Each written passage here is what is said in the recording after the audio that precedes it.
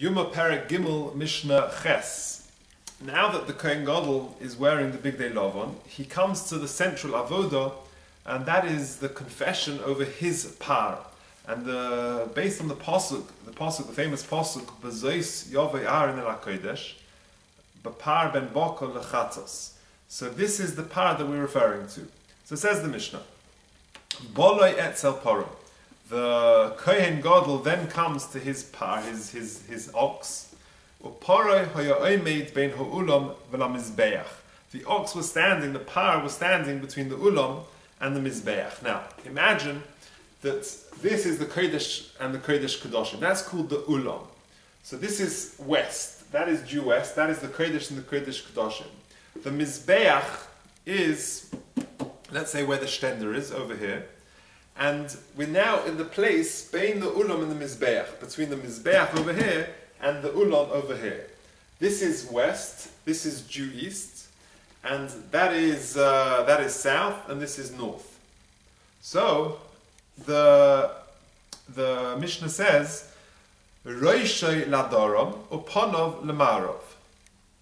So I think I said the wrong way around. This is daram. This is daram. So if that's west, that's east, then he would face the daram. The animal would actually face the daram, the south.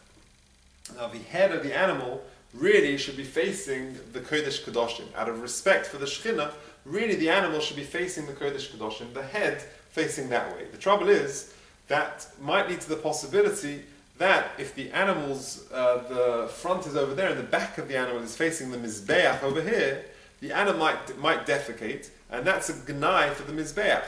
So to avoid that, the animal is placed across, his head is towards the daram, and the back of the cow is towards the tzofim, but they just turn the head of the animal to face the Kodesh, the ulam, out of respect for the Shekhinah. Fine.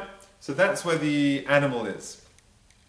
The Kohen oimed b'mizrach uponov l'marav, but the Kohen would be standing over here, facing the Kodesh, facing the Marav, the west, with his back towards the Mizbeach, which is on his east. So that's what the Mishnah means, uponov l'marav. He'd be facing the Kodesh Kedoshim, the Kodesh. V'soymech shtei yodav olav u'misvadeh, and the Kohen, with the Kohen Gadol, would press down, would do smicha, it's his carbon, he would do smicha, he'd rest his hands on the animal's head with all his might.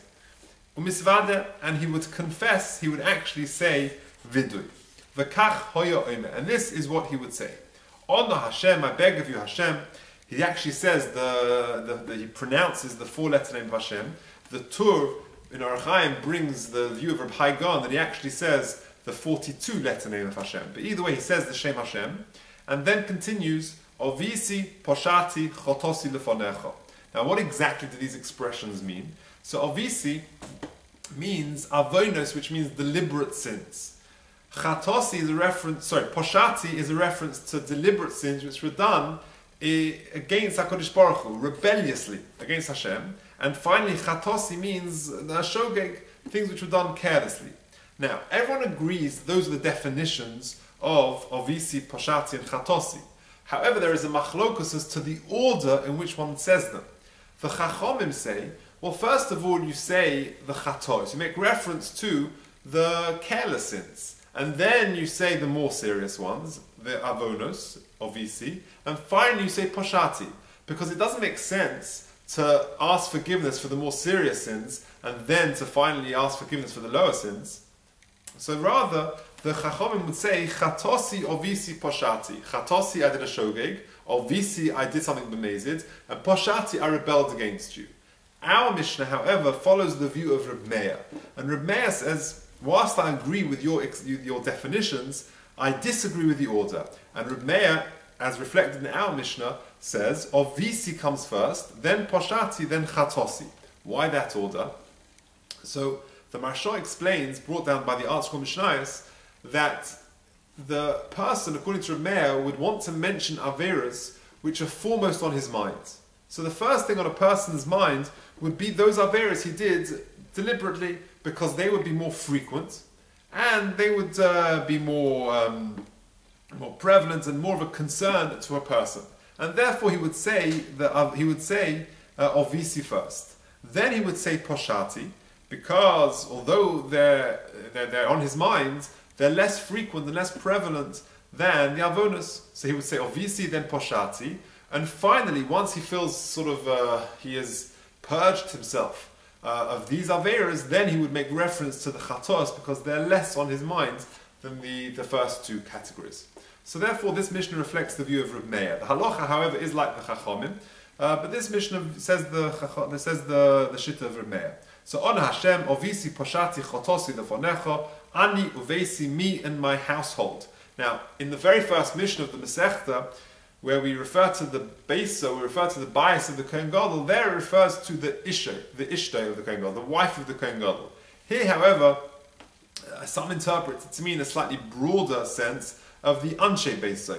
Again, the Art Scroll brings down, it's the Targum Yonason on the Pasuk in Vayikra Tez Zayin, Pasuk Zayin, when it refers to this Pasuk, to this phrase, Anyo Beisi, it refers to Anshe Beisa, which means the members of his household. So a slightly broader understanding of the word.